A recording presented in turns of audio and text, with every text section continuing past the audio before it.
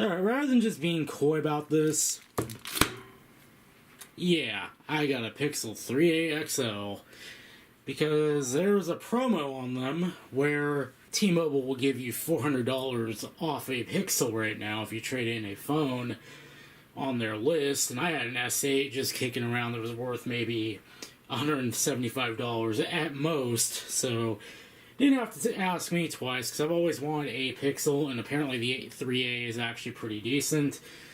As much as r/Android wants to bitch and complain and moan about it, I hear really when it comes down to it, it's actually a pretty decent phone.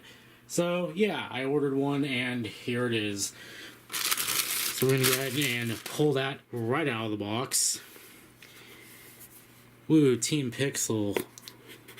Smartphone tribalism, ho! So thankfully this, even though this is from T-Mobile, oh, there's little pull tabs. Doesn't have that ugly. You will be charged a $50 restocking fee if you give it back to us. So I got the Gist Black version, and sadly these only come in 64 gig variants, which is I guess enough because this is nowhere near my primary phone. Like the 10R is staying where it is, obviously. Huh. So I see what the reviewers mean by like the way it feels in the hand. I'm not talking about the material, I'm talking about just the weight. It does feel much lighter.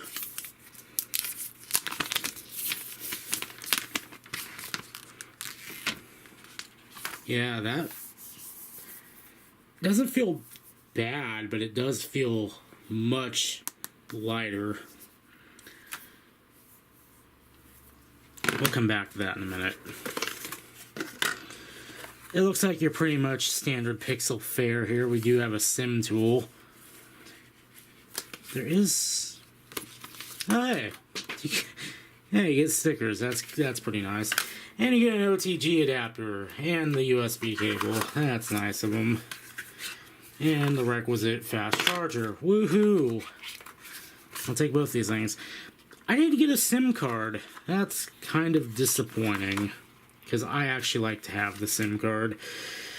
Because I have no intention on activating that SIM card, the blank one they give you.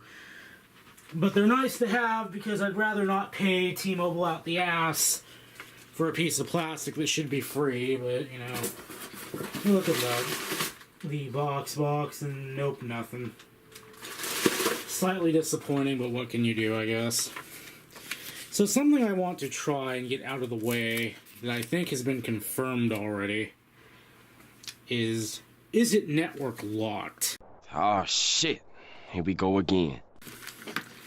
I've got a dead AT&T SIM here that would trigger the lock if it's actually locked. So let's go ahead and... Oh, there's my T-Mobile SIM card, you jerks. Get that away from me because we're not going to be activating that. Probably put in my iPad SIM if anything, but this is mostly just my kick-around burner phone, so I really don't give half a shit. We should have power, I hope. We do. Sweet. Let that boot. So, the 3AXL isn't $400 obviously, so I am paying a little bit.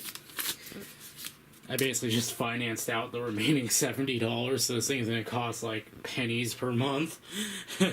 So, yeah. If it's network locked, I mean, it's not going to be the end of the world, but I'm also going to be pretty disappointed because the Nexus phones were not network locked when you financed them through T-Mobile.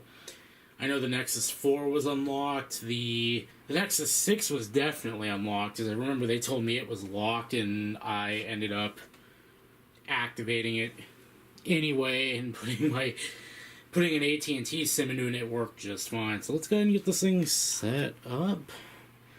I'm not expecting signal bars because this is a dead SIM, so I'm going to go ahead and get this set up off camera and we'll come back.